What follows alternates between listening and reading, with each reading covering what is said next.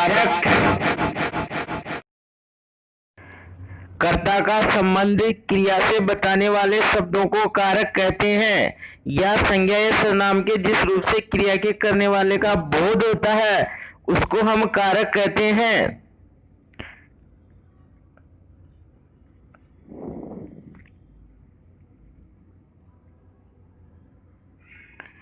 जैसे दीपक ने खाना खाया, इस उदाहरण में दीपक ने यहाँ पर कारक चिन्ह है।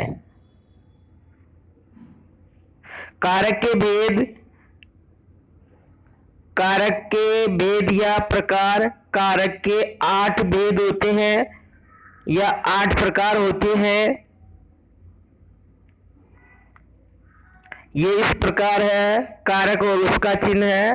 कर्ता ने कर्म को करण से द्वारा संप्रदान को के लिए, अपादान से अलग होने के लिए, संबंध का के की रा रे री, अधिकरण में पर, संबोधन हे अरे, इनके द्वारा ये कारक चिन्ह है। इन कारक चिन्हों को ही परसर्ग कहते हैं।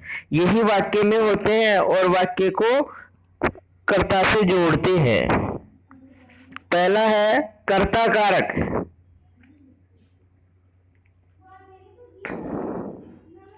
क्रिया करने वाला कर्ता कहलाता है। अर्थात हम देखते हैं किसी वाक्य में कोई काम करने वाला है, सबसे पहले उसी का नाम आता है, ये संज्ञा या सर्वनाम होता है। जैसे राम ने पत्र लिखा, तो यहाँ राम करता है, वह लिखने का कार्य कर रहा है और ने के द्वारा कारक चिन्ह है, कर्म कारक। जिस कारक के द्वारा संज्ञा या सर्वनाम क्रिया का फल पड़ता है, यानी कि जिसके ऊपर जिस संज्ञा पर क्रिया का फल पड़े उसे हम कर्म कारक कहेंगे। ऑब्जेक्ट इसको इंग्लिश में कहा जाता है। मोहन ने चोर को पीटा, तो यहाँ मोहन चोर को पीट रहा है, चोर को। करण कारक यानी कि कोई भी काम करते हैं तो जिसकी सहायता से हम काम करते हैं उसे करण कारक कहते हैं, यानी कि क्रिया करने का साधन जिसके द्वारा कोई भी कार्य हम आसानी से कर लेते हैं वो आपके करण कारक कहलाता है। जैसे वह पेन से लिखता है, तो यहाँ पर पेन करण कारक है, पेन से वो लिख रहा है। चौथा है संप्रदान कारक।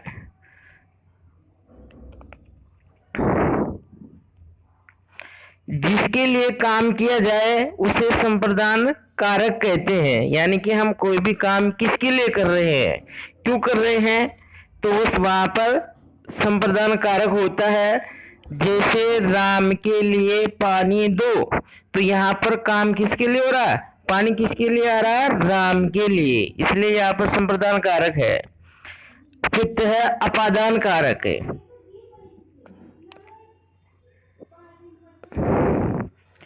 संज्ञा के जिस रूप से वस्तु का अलग होना पाया जाए उसे अपादान कारक कहते हैं, यानी कि एक वस्तु से दूसरी वस्तु अलग हो जाती है तो वहां पर अपादान कारक होता है। यहाँ पर भी से आता है लेकिन ये अलग होने के लिए आता है।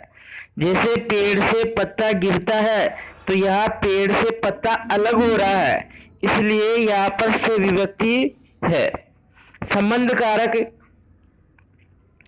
संबंध का मतलब होता है कि हम एक वस्तु को दूसरी वस्तु से संबंध बताया जाए उसे संबंध कारक कहेंगे, यानी कि एक वस्तु को दूसरी वस्तु से जोड़ देते हैं, एक का संबंध दूसरे से बतलाते हैं तो उसे हम संबंध कारक कहते हैं। जैसे ये हमारा घर है, तो यह का घर से संबंध हो गया है। हमारे अधिकरण कारक, अधिकरण कारक क्रिया का आधार अधिकरण कहलाता है, यानी कि जिस वस्तु के ऊपर क्रिया हो रही है उसको हम अधिकरण कहेंगे। जैसे राम छत पर बैठा है, तो राम कहाँ बैठा है, छत पर। छत यहाँ पर अधिकरण है और पर उपसर्ग उसके साथ में लगाया गया है। अर्थ संबोधन कारक जिसमें हम किसी को पुकारते हैं, यानी कि जिन शब्दों के द्वारा बुलाने संबोधित करने का भाव प्रकट हो उन्हें संबोधन कारक कहा जाता है।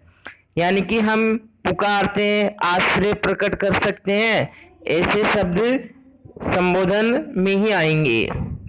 जैसे अरे इधर आओ, तो यहाँ पर किसी को संबोधित किया जा रहा है, उसको अरे इधर आओ कहकर बुलाया जा रहा है।